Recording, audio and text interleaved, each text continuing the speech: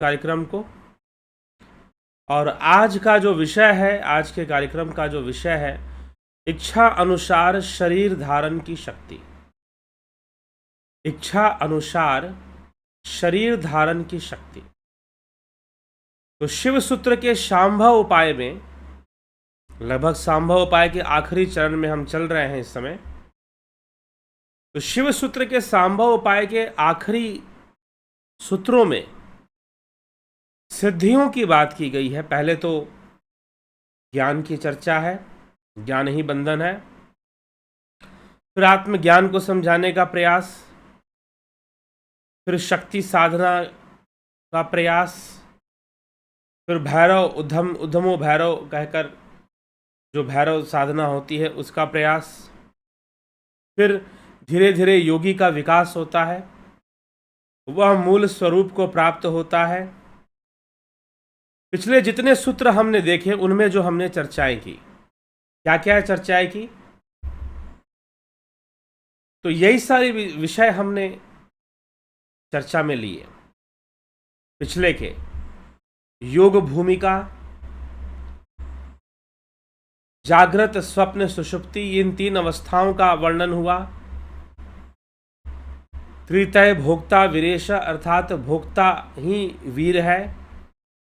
विस्मयो योग भूमिका, योग भूमिका को समझाना कि जब योगी साधना शुरू करता है तो उसको कैसी अनुभूतियां होती हैं, तो वह जो अनुभूतियां हैं वो योग भूमिका का काम करती हैं। इसी प्रकार से उसका योग आगे बढ़ता रहता है। इच्छा शक्ति रूमा कुमारी, और फिर जो है उसके अंदर इच्छा शक्ति का विकास होता है। उमा शक्ति जो कि सृष्टि स्थिति और संहार करने वाली है, अज्ञानता का नाश करने वाली है, वैसी शक्ति का विकास योगी के अंदर होना शुरू हो जाता है। दृश्य शरीरम, शरीर में अपने भीतर ही सब कुछ दिखना शुरू हो जाता है। इस तरह से पशु शक्ति के बारे में कि पशु शक्ति का नाश हो जाता है और पति शक्ति उत्पन्न हो जाती है। वितर्क आत्मज्ञानम, तर्कों से परे आत्मज्ञान हो जाता है। लोकानंदम समाधि सुखम, और वो समाधि सुख की प्राप्ति करता है। लेकिन इन सब के साथ साथ योगी के अंदर एक और योग्यता का विकास होता है जिसको बोलते हैं सिद्धि, ऐश्वर्य। वह क्या है? शक्ति संधाने शरीरोत्पत्ति। उमा कुमारीति या शक्ति पूर्वोक्ता तदनुसंधानेन तन्मयत्वं यदा गच्छति योगी तदा तया स्वेच्छया शरीरमुत्पादयति।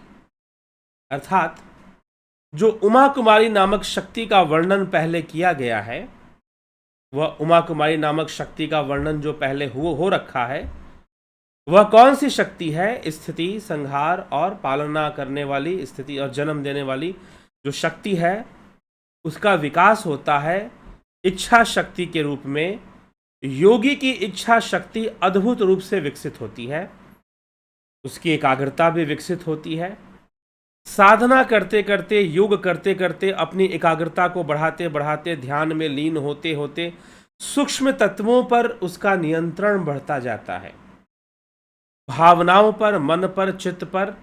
और वास्तव में जो शक्तियां हैं, चित्त वृत्ति की शक्ति है, क्रिया की शक्ति है, भावनाओं की शक्ति है, मन की शक्ति है, इन सभी शक्तियों पर इनका जो प्रवाह है, इन शक्तियों का जो फ्लो है, धीरे धीरे साधना करते करते, प्रणव ध्यान करते करते, प्रणव साधना करते करते, इन सभी चीजों पर उसका नियंत्रण आने लग जाता है। कैसे जी? आप पूछोगे कैसे? अभ्यास से।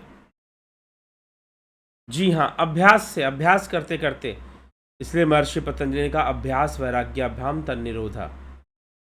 शिव सूत्र शांभव उपाय में कहता है कि इस तरह से योगी जब शिवोहम का अभ्यास करता है, उद्यमो भैरव का अभ्यास करता है, वितर्क आत्मज्ञान को जान लेता है कि तर्कों के परे जो आत्मज्ञान है उसको समझ लेता है, उसको जान लेता है। जब उसे वैसी समझ बन जाती है, जब उसको वैसा ज्ञान बन जाता है, तो सूक्ष्मता के स्तर पे उतरते उतरते वह शक्तियों का विकास कर लेता है। उसके अंदर शक्तियां आ जाती हैं, सिद्धियां आ जाती हैं। अब ये सिद्धि क्या है? सिद्धि है परिपक्वता, सिद्धि है साधना की, योग ध्यान की परिपक्वता। आप परिपक्व अवस्था, पूर्ण अवस्था नहीं, एक होती है पूर्ण अवस्था और एक होती है परिपक्व अवस्था जो पूर्ण से पहले होती है।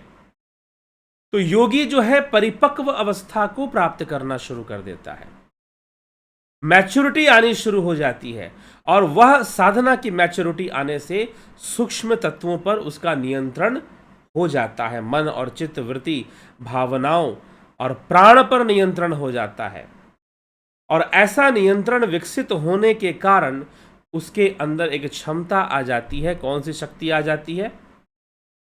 तो शिव सूत्र क्या कहता है? शरीरोत्पत्ति, अर्थात विभिन्न शरीर धारण करने की शक्ति, इच्छा अनुसार शरीर धारण कर सकता है। जो योगी है वह इच्छा अनुसार शरीर धारण कर सकता है। वैसे पतंजलि योग सूत्र के विभूति पाद में इस विषय की बहुत बड़ी व्याख्या मिलती है, और वहाँ बहुत ही ढंग से सूत्रों को समझाकर बताया गया कि सिद्धियाँ कैसे काम करती हैं, सिद्धियाँ कैसे आती हैं और सिद्धियाँ कैसे काम करती हैं। इस विषय को बहुत अच्छे से वहाँ पर समझाया गया है। शिव सूत्र के अंदर आत्मज्ञान और समाधि सुख और इन सब को लेते हुए अब इस सिद्धि की भी बात की जा रही है कि योगी की इच्छा शक्ति इतनी विकसित हो जाती है और योगी शक्तियों का अनुसंधान करता है, साधना करते हुए, ध्यान योग करते हुए, जो हमारे भीतर जो प्राण शक्ति है, जो भाव शक्ति है, और ये जितनी भी शक्तियाँ, चित्तवृत्ति की शक्तियाँ, क्रिया की शक्तियाँ, ये जो काम कर रही हैं, क्रिया रूप शक्तियाँ, उन सब पर योगी का नियंत्रण आने लग जाता है। और जब ऐसा नियंत्रण स्थापित हो जाता है तो वह इच्छा मात्र से अपना शरीर बदल सकता है, इच्छा मात्र से कोई भी शरीर धारण भी कर सकता है,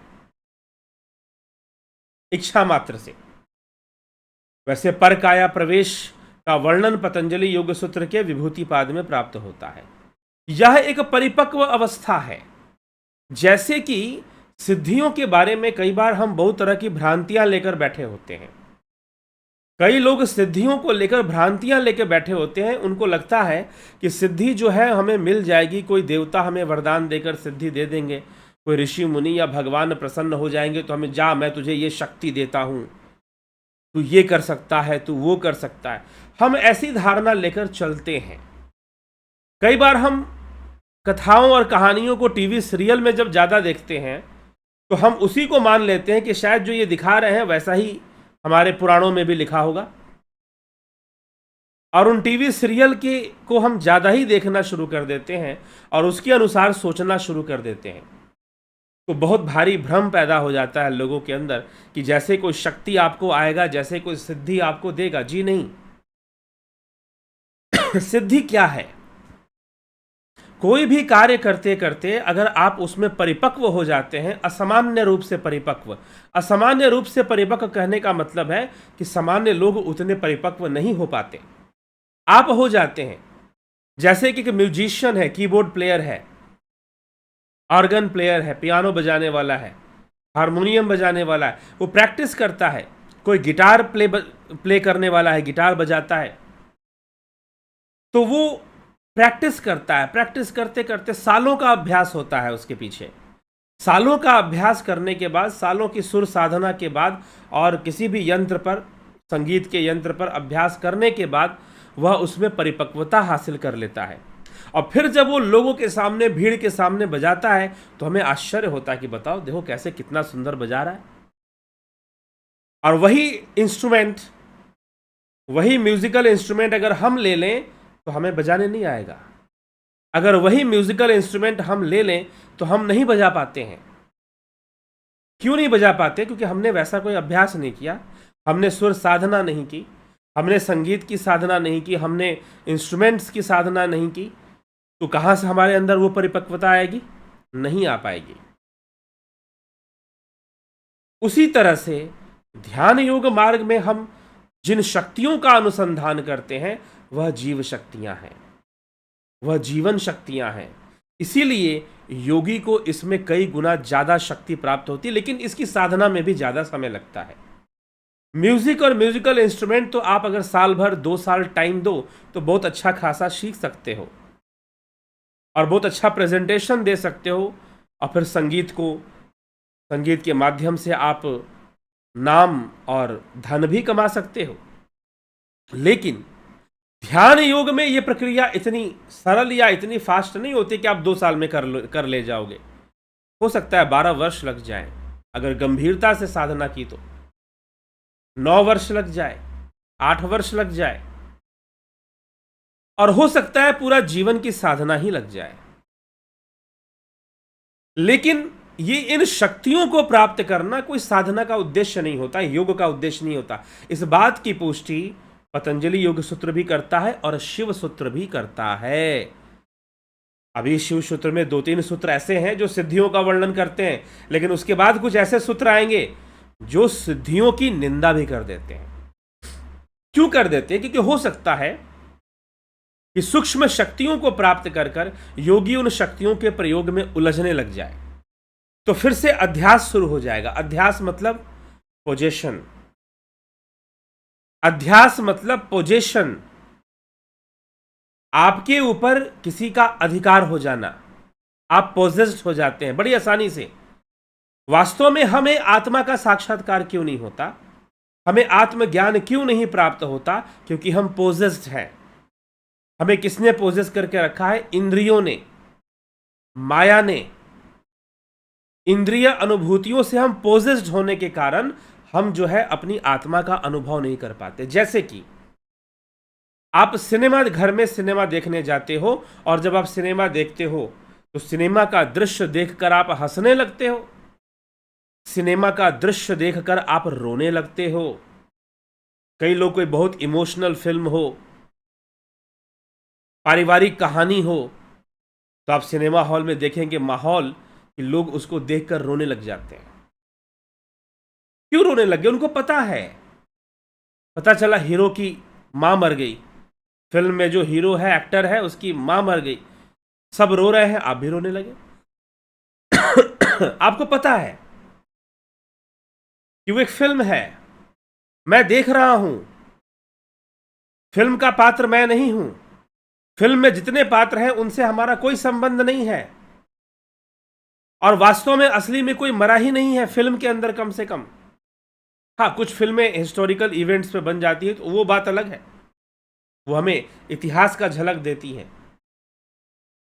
लेकिन जो पारिवारिक और कई इस तरह की जो फिल्में बनती हैं, fiction stories, fiction romantic stories, fiction family stories, तो जो इस तरह की फिल्में बनती हैं वह हम देखते हैं, पारिवारिक सीन देखते हैं, और कई लोग सिनेमा हॉल में रोने, उनको पता है कि हम यहाँ सिनेमा देख रहे हैं और ये सारे नकली हैं और कोई मरा नहीं है, ये तो एक्टिंग हो रही है सामने, लेकिन फिर भी हम उसके साथ इन्वॉल्व हो जाते हैं और उसका अध्यास हो जाता है हमारे पास। अध्यास मतलब पोजेशन हो जाता है,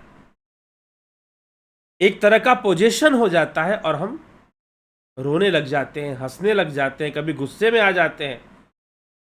विलन का डायलॉग सुन लिया तो हम गुस्से में आ जाते हैं, एक अध्यास हो जाता है।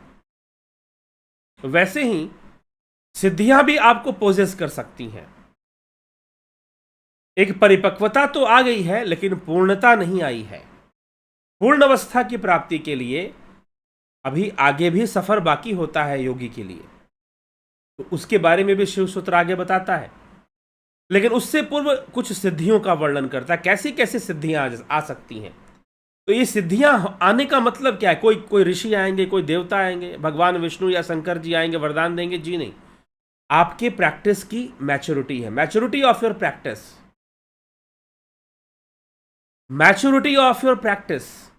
अगर एक संगीतकार है, उसने कुछ बजाना सीख लिया, अब उस बजाने पर उसे वाहवाही मिलेगी, थोड़ा पैसा भी कमा लेगा, लेकिन अगर पैसा कमाने और वाहवाही में लग गया तो जो सीखा है उससे आगे नहीं बढ़ पाएगा। कुछ और सीखना है आगे, कुछ और एक्सपर्टीज गेन करनी है उसे, और परिपक्वता लानी है, तो उस ओर वो नहीं बढ़ पाएगा, क्योंकि उतने में ही तो वो प्रदर्शन करना शुरू कर चुका है।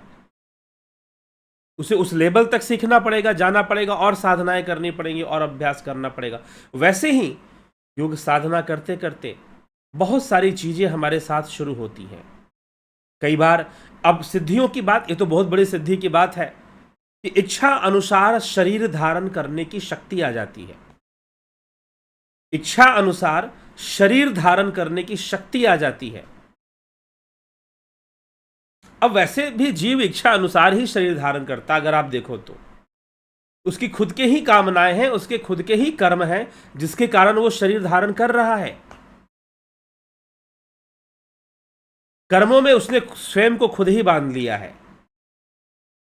लेकिन अब उसे समझ आ गया कि नहीं, मुझे मुक्त होना है, तो अब योग बल से वो अपनी इच्छा अनुसार, कर्म के बंधन में नहीं, योग बल से, प्रारब्ध के बंधन में नहीं, बल्कि योग बल से वो अपना शरीर धारण कर सकता है। ऐसी शक्ति उसके अंदर आ जाती है। चलिए, बहुत आगे की बात है।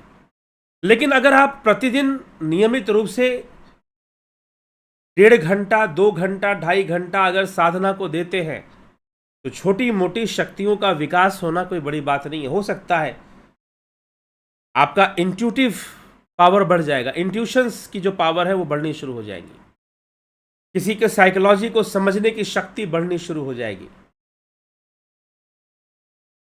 परिस्थितियों में अपने आप को बचाए रखने की शक्ति विकसित होनी शुरू हो जाएगी। अगर आप नकारात्मक परिस्थिति में फंस जाते हैं, नकारात्मक विचारों के बीच में या नकारात्मक लोगों के बीच में, तो आपको अपने आप साइकोलॉजिकली कैसे अपने आप को अलग रखना है, ऐसी शक्तियों का विकास हो जाता है यदि आप ध्यान योग करते हैं तो। ऐसा नहीं कि शक्तियां उस समय ही आती हैं, छोटी छोटी शक्तियों का विकास होता रहता है, होता रहता है, होता रहता है, चलता रहता है। छोटी छोटी शक्तियों का विकास हमारे अंदर साधना करने से, ध्यान योग करने से, ये इसका लाभ है। तो ये एक परिपक्वता की अवस्था है वास्तव में, जिसे हम शक्ति यहां पर कह रहे हैं, सिद्धि कह रहे हैं, वह एक परिपक्व अवस्था है। और वैसी साधना की, योग की, ध्यान योग की वैसी परिपक्वता होने से निश्चय ही सिद्धियां भी आती हैं। और सिद्धियां कोई घोषणा का विषय नहीं है, सिद्धियां कोई घोषणा का विषय नहीं है, अनाउंसमेंट का विषय नहीं है कि मैं ये अध्यात्म के विषय में इतना जान लीजिएगा। यह नहीं है विषय अध्यात्म का कि मैं इतना जानता हूं, मैंने इतना प्राप्त कर लिया है, मैंने इतनी अनुभूति कर ली है। अच्छी बात है, एक महानुभाव मुझे मिले, वो मुझे मिले और वो अपनी अनुभूतियों को बहुत वो करके बता रहे थे कि मैंने ये अनुभव कर लिया है, मैंने वो अनुभव कर लिया है, मैंने ऐसा अनुभव कर लिया है, मैं यहां तक पहुंच गया हूं। ऐसी बातें वो बता रहे थे। कई बार लोग, मैं देखता हूं कि साधना की इन अनुभूतियों की चर्चा करने में बहुत ज्यादा उलझे रहते हैं। और कुछ आश्रमों में मैंने देखा कि उनके जो मुखिया गुरु जी लोग जो होते हैं, वो इन्हीं बातों में उलझा के रखते हैं अपने शिष्यों को। और क्योंकि उन्हीं बातों से उनको रेस्पेक्ट मिलता है, अपने जिस गुरु जी ने जो समाज डेवलप किया है उस समाज में। ठीक है, अनुभवों की चर्चा होनी चाहिए, अच्छी बात है, प्रेरणा के लिए। लेकिन अगर किसी को ऐसा एक महानुभाव मुझे ऐसे मिल गए और अपनी अनुभूतियां इस प्रकार से बताने लगे, तो मैंने कहा कि बहुत अच्छी बात है, आनंद लीजिए, आनंद लीजिए। लेकिन उनको आशा थी कि मैं ये सब बातें बताऊंगा तो वो मुझे बहुत प्रभावित करेंगे और शायद मैं उनसे कहूंगा कि मुझे भी बताइए मार्ग, जिससे कि मैं भी ऐसी अनुभूतियों को प्राप्त कर पाऊं। वो कुछ दूसरी आशा लेकर बैठे हुए थे। लेकिन मैंने कहा कि अगर आपको ऐसी अनुभूतियां होती हैं तो आनंद में रहिए, मौज लूटिए। थोड़े आश्चर्यचकित हुए कि मैंने ऐसा उत्तर क्यों दे दिया। वो कुछ और आशा लेकर बैठे थे कि कुछ और उत्तर मिलेगा, लेकिन मैंने कुछ और उत्तर दे दिया।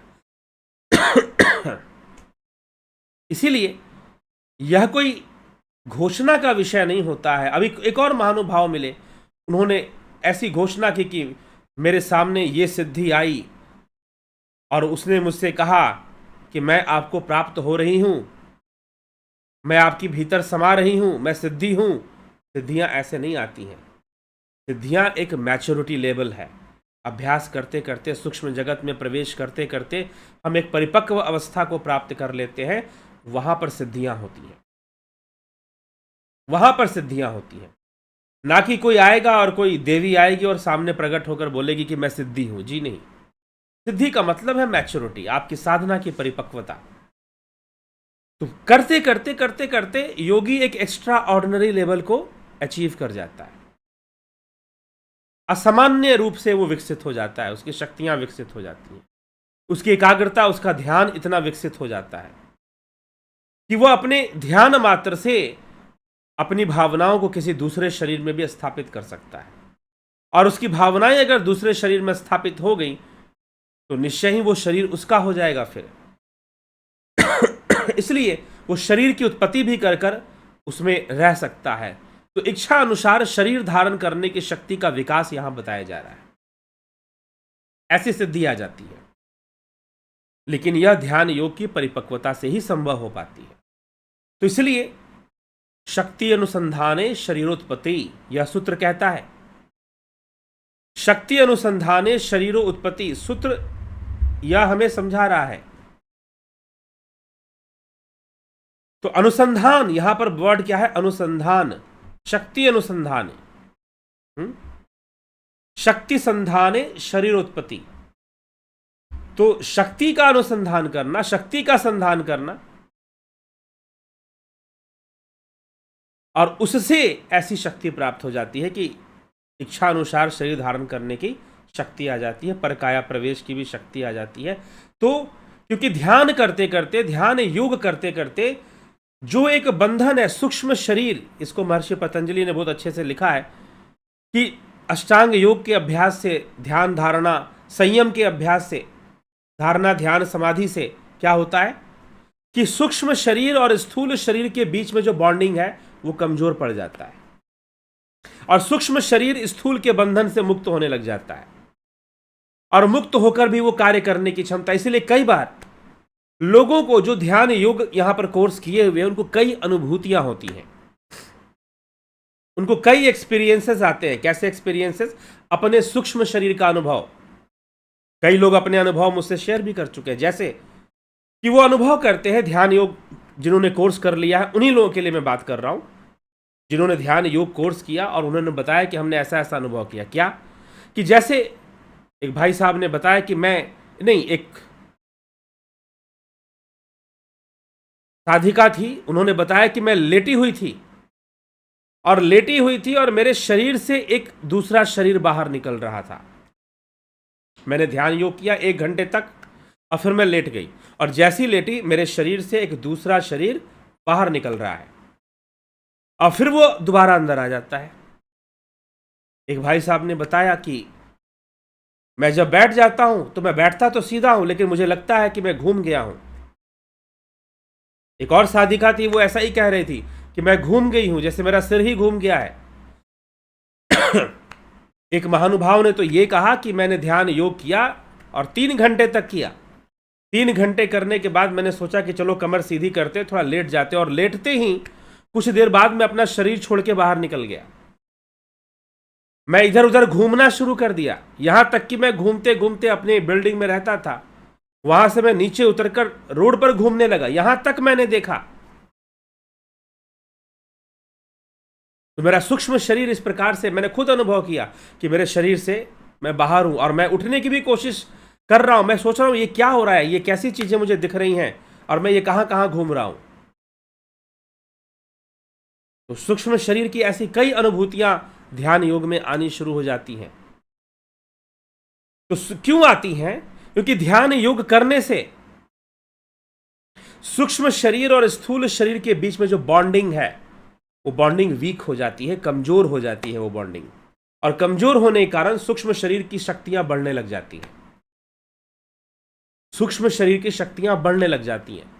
जितना ध्यान करोगे, जितना प्रणव करोगे, प्रणव का जितना अभ्यास होगा, उतनी इसकी परिपक्वता बढ़ती जाएगी, बढ़ती जाएगी, बढ़ती जाएगी। और वास्तव में जिसकी परिपक्वता बढ़ती है वो ढिंढोरा नहीं पीटता, वो तो बस मस्त होने लग जाता है। ठीक है? वास्तव में जो शक्तिवान हो जाते हैं, या जिनकी शक्तियों का, जिनके भगों का विकास हो जाता है, यही भगवान कहलाते हैं, क्योंकि इनके भगों का विकास हो गया। तो जो ऐसी शक्तियां हैं, ऐसे जो योगी हो जाते हैं, वो अपनी शक्तियों का अगर उनको प्रयोग करना है तो वो करते रहते हैं। वो ढिंढोरा नहीं पीटते कि मेरे पास ये शक्ति आ गई है या वो शक्ति आ गई है। यथासंभव वो करते रहते हैं अपनी शक्तियों का विकास। ठीक है? तो हमें ये सब बातें समझने की है, ये सब बातें विचार करने की है। तो वास्तव में यह एक परिपक्वता है, इसके विज्ञान को समझना है, सिद्धियों के विज्ञान को, और बहुत प्रैक्टिकल चीज है। इसलिए मैं छोटे से बता रहा हूं कि छोटी छोटी शक्तियों का विकास तो ऐसे ही होने लग जाता है। आप करो ना अभ्यास, ध्यान योग शुरू करो। और जो लोग भी ध्यान योग कर चुके हैं, कर रहे हैं, वो खुद अनुभव कर रहे हैं और वो जानते हैं, कि हाँ, हम ध्यान योग करते हैं तो हमें ऐसे ऐसे अनुभूतियां आनी शुरू हो जाती हैं।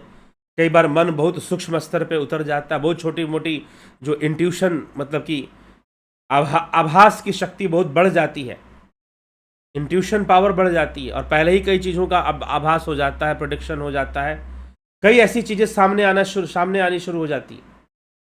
तो छोटे मोटे कई चीज़ें होते होते होते होते एक ऐसी परिपक्वता आ जाती है कि योगी के अंदर अष्ट सिद्धियों का विकास हो जाता है, पर काया प्रवेश का विकास हो जाता है, अब इच्छा अनुसार अनेकों शरीर धारण करने का विकास हो जाता है। लेकिन साधनाएं तो करनी पड़ती, अभ्यास तो करनी पड़ती। तो इस तरह से सिद्धियों का विज्ञान काम करता है, शक्तियों का, और योगी के अंदर ऐसी शक्तियां आ जाती हैं। इसी प्रकार दूसरी शक्ति विश्व निर्माण करने की शक्ति, उसकी भी चर्चा आगे मिलती है। तो चलिए अगले सूत्र पर हम कल ही चर्चा करेंगे, और अगले सूत्र पे कल ही चर्चा करते हैं। अभी देखते हैं आपके कमेंट्स, प्रश्न क्या है। जगत नारायण जी, बहुत बहुत अभिनंदन है आपका। रविंद्र मकवाना जी, राजू पाल जी, सविता नायक जी, वीरेंद्र मिश्रा जी, कन्हाई कुमार जी, एके त्यागी जी, रमेश पेशवानी जी, उषा श्रीवास्तवा जी, रमेश पेशवानी, रतन सिंह जी, गोविंद प्रसाद नीमा जी, माधुरी कोल्हे जी, विष्णुचंद्र मौर्य, रामविलास जी, नवोज्योतिनाथ, रूपलाल विश्वकर्मा, बीकू कुचाड़िया, अशोक रावल, उपेंद्र तिवारी, नरसाराम प्रजापत जी, जयंती दत्ता, बहुत अभिनंदन है आपका।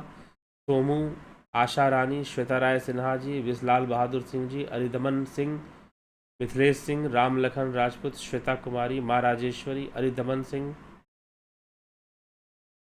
नारी शक्ति को कोटि कोटि नमस्कार जी, सरोज कृष्णानी, श्वेता कुमारी, देवरतन बलदावा, बहुत अभिनंदन। नरेंद्र कुमार जी, जय श्री राधे कृष्ण गुरु जी, मनीष जादव, ओम नमः शिवाय, रामविलास सर जी, तामसी भोजन को कैसे मेंटेन करें, इसके बारे में कुछ विचार दीजिए। तामसी भोजन अगर करते हैं आप तो नशा हो गया, नशा का सेवन बंद कीजिए, छोड़ने का प्रयास कीजिए। नहीं छूट रहा है तो उसकी कुछ तैयारी कीजिए, कैसे छूटे, ठीक है। पवन कुमार गुप्ता जी, हीरालाल यादव जी, और मांस मछली और बहुत सारी तरह की चीज़ें भी होती हैं, तो उनको भी हमें छोड़ने का ही प्रयास करना चाहिए। अगर हमारी कोई मजबूरी नहीं है तो शाकाहारी भोजन उपलब्ध है। तो हाँ, कई जगहों पर समुद्र के किनारे रहने वाले मछुआरे बेचारे मछलियों की ही खेती करते हैं वो, और दूसरी जगह पर तो कुछ वहाँ पर हम बात समझ सकते हैं, लेकिन हम कोशिश करें कि हम जो है सात्विक भोजन ही ग्रहण करें। तो योग मार्ग पर हमें सहायता मिलती है। नवरोज नाथ जी, शिवा शर्मा जी, योगेंद्र पंडित, अवधेश कुमार, शिवा शर्मा, अशोक गोयल जी, बहुत अभिनंदन है। शिवा शर्मा, आप मुस्कुराते नहीं, मुस्कुरा तो रहे हैं, कल भी मुस्कुरा रहे थे, पहले भी मुस्कुराते हैं, अब जैसा विषय होगा वैसा ही बोलते हैं, जबरदस्ती का क्यों मुस्कुराए, ठीक है। अशोक गोयल, नरेंद्र कुमार, जय श्री राधे कृष्ण गुरु जी, देवी और देवताओं की कई कथाएं हैं पुराणों में, कहीं पर देवी और देवताओं को चहल खपट करते दिखाते हैं, तो कहीं पर कल्याण करते, कृपया सत्य उजागर। देवता एक संतुलित शक्तियां हैं प्रकृति की, ठीक है। हाँ, कहीं पर वो अपने आप को संतुलित करने के लिए, देव सत्ता की रक्षा के लिए ऐसे दिखाई जा रहे हो, ये कथाओं का विषय है। लेकिन देवताओं का कॉन्सेप्ट क्या है, देवता किसे कहते हैं, वो समझने की जरूरत, वो समझ में आ जाएगा। तो वो कथाएं हैं, प्रकृति के 3 गुणों के अंदर रजोगुण, तमोगुण, सतोगुण है, तो उसमें ये मिश्रण चलता रहता है। देवता इससे परे नहीं है, और जब इससे परे नहीं है तो हो सकता है कि कहीं पर उनके अंदर छल कपट दिखाई देना शुरू हो जाए, वो एक अलग बात है। लेकिन देवता कहते किसको है ये समझना जरूरी है, और इसकी चर्चा कई बार हमने वीडियोस में की है। अभी अगर इसकी चर्चा करेंगे तो फिर शायद विषय बढ़िया से स्पष्ट भी ना हो पाए, क्योंकि समय भी हो रहा है, ठीक है। तो लेकिन कई वीडियोस हैं जो देवताओं के ऊपर बनी हुई हैं चैनल के ऊपर, कि देवता कौन है, क्या है, कैसे हम देवताओं से जुड़े होते हैं, ये सारे विषय बताए गए हैं। प्रणव साधना में इतना क्या खास है कि सिद्धि प्राप्त होता है? प्रणव साधना में इतना कोई खास होने वाली बात कुछ नहीं है। ये तो साधक अगर साधना करेगा तो निश्चय ही, हाँ, प्रणव साधना एक सूक्ष्म, अति सूक्ष्म अवस्था में हमें ले जाता है, अव्यक्त अवस्था में हमें ले जाता है प्रणव साधना, इसलिए वो बहुत खास है।